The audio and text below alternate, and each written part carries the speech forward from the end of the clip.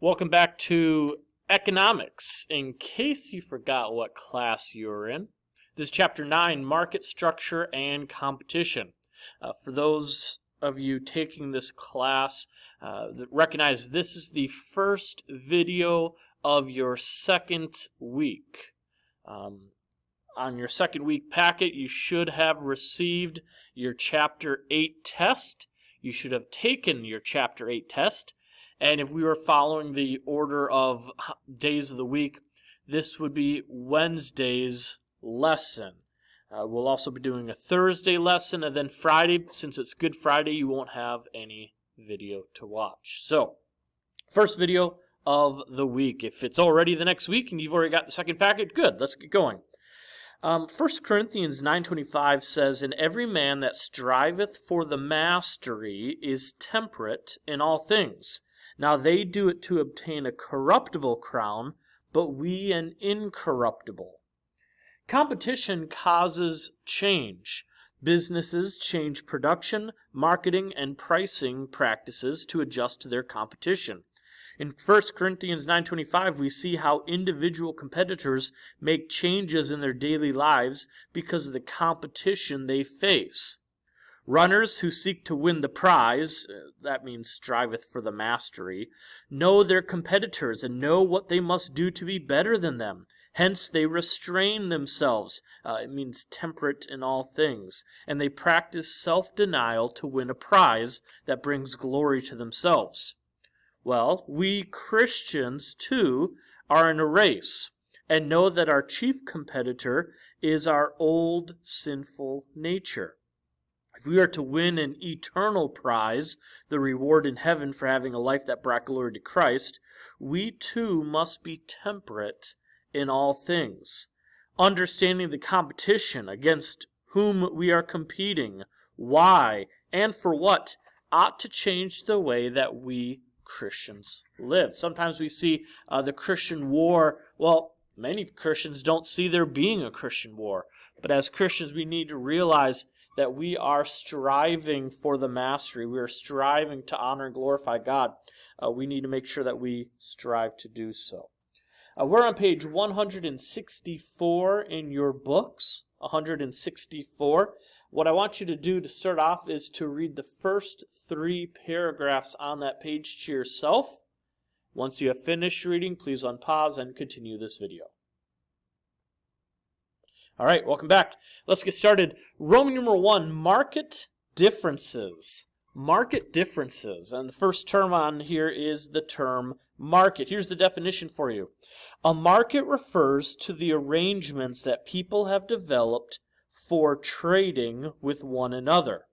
In every market, there is also competition, the struggle that each firm experiences as it seeks to survive and then thrive within those arrangements. This chapter will answer 3 questions. What are the fundamental differences that distinguishes one market from another? Based on those differences, what types of competition exist in the market? And how does the U.S. government attempt to preserve market competition through federal laws? Let's give you another term to define. The next word is industry. An industry is a group of businesses that share common concerns. That's your definition. A group of businesses that share common concerns. Now, concerns may be similar products, serving a certain group of customers, or producing their products in a similar way. Question might be asked, can you think of any examples of industries? Right off the top of my head, I automatically think of the auto industry or the fast food industry. Maybe you can think of other industries as well. Although there are a great many ways to distinguish each industry from every other one, economists have identified 4 key differences. The first key difference that you find with industries is the number of firms. The number of firms. This is the first and most obvious difference that makes up any one industry. In some industries, like fast food, there are a large number of separate companies, while in others, like, say, the auto industry, there are only a handful of competitors. So, one way to differentiate industries is how many businesses are in the industry. Fast food, a whole bunch. Auto industry, just a handful. Letter B, product differences. Industries are divided up based on the different products they produce. Some firms make differentiated products and others make undifferentiated products. Well, let's define these two terms. A differentiated product is a product that are visibly different from one firm to another.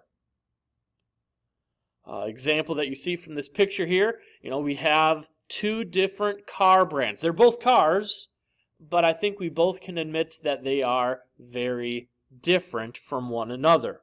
A Toyota truck is going to be different from a Ford truck, which will be different from a Dodge truck. I think you understand the idea. Another example, maybe less familiar, less thought-worthy for us, is what about a cheeseburger from McDonald's compared to a cheeseburger from Five Guys? If any of you guys know the difference, you obviously agree with me that Five Guys cheeseburgers are better than McDonald's cheeseburgers. So, differentiated products. Can you think of any other examples of differentiated products? If you can, good for you. Then we have undifferentiated products. Definition is products that are exactly alike regardless of which firm produced them. You guess what? Beans are beans. Lima beans are lima beans. Green beans are green beans. It doesn't really matter where they came from. They're basically the same. Milk from a dairy farm. Some farms might try to brag on their product, completely organic, no HMO drugs, etc. But basically, they're the same. Undifferentiated products. Can you think of any other examples of undifferentiated products? Hopefully so. Letter C. A third way to identify differences in business industries is the control of prices. In some industries, companies have the freedom to raise the price of their product without significantly hurting their sales. Others are greatly affected. In large industries with many competitors, if one company raised the price of their product, customers would simply find a different company. Fast food cheeseburgers, let's go back to that. If McDonald's suddenly doubled the cost of buying a cheeseburger, people would just buy a cheeseburger someplace else. Therefore, that would not be a good move on cheeseburgers. However, in another industry, if they were to raise the cost of a product and we still had to buy from that company, then that would be an example of controlling price differences. Look at page 167, please. Page 167 in your books. Read that pink yellow box to yourself called Roles in Price Control to yourself. Once you have finished, we may continue. All right, let's define a couple of these terms.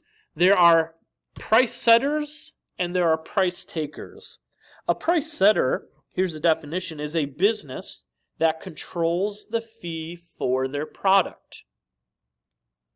And a price taker is a business that reflects the market's fee for their product. In other words, a price setter, he can decide how much he's going to charge for that product, and he will determine that cost. People just have to buy it from him. A price taker, on the other hand, he recognizes that other businesses making similar products or making products comparatively are going to have a certain price, and so he has to take the price that is offered to him. Lastly, letter D, whether or not a business can enter or exit the industry. The final difference among industries is the ease or difficulty with which firms can enter and leave the market. For example, a business in which you decide to start a lemonade stand would be a pretty easy business to enter or exit the industry. But if you were to try to start an auto company, that's going to be more difficult to enter, more difficult to exit. Remember the lemonade stand from the discussion on forms of ownership? If you were one of those who had such a first entrepreneurial experience, do you remember how easy it was for you to enter the market? You made a stand and a sign or two, chose your location, conducted minimal marketing, purchased the lemons, made the lemonade, and began sales. Now think of how difficult it would be were you to start a nuclear power plant. In addition to meeting thousands of regulations, you would need to locate and purchase a great deal of land, skilled labor, and technical machinery. These requirements, among others, would make it extremely difficult for you to enter that market. Barrier to entry. Economists use the term barrier to entry, here's your definition, to refer to any significant obstacles that prevents or hinders a new firm from entering an industry and competing on an equal basis with established firms. I know that was a long definition. Luckily, you've got the rewind ability and you can just have me repeat it. This does not include the normal startup difficulties of financing, attracting customers, hiring managers, and producing a product. There are two types of barriers. The first one is called a natural barrier. A natural barrier. Definition for you is this: when firms already in the industry own all of a vital natural resource that a new firm would need to enter the market, or when production costs favor high volume production over production in small quantities. An example of a natural barrier would be a steel plant or an auto industry. Steel is very expensive to produce. Auto industries, cars, are very expensive to produce.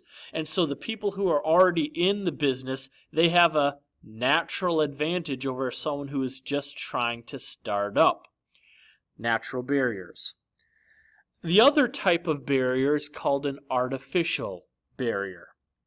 This occurs from government regulations. That's the definition for you. Artificial barriers occur from government regulations. For example, licensing requirements or patents for a new invention. So licensing requirements or patents, trademarks, corporation names, that kind of thing are examples of artificial barriers.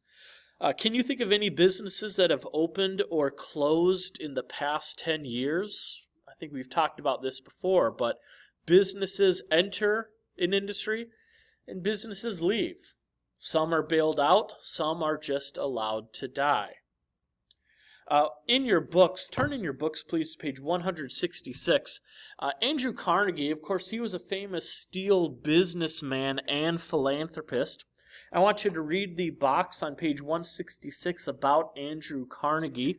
Once you have finished reading that box, that's all the notes we have for today. I hope that you all have been doing well. If you have any questions, you can either email me or message me via Skype, and we can get those answered. Hope you all have a good rest of the day. Be good, do good.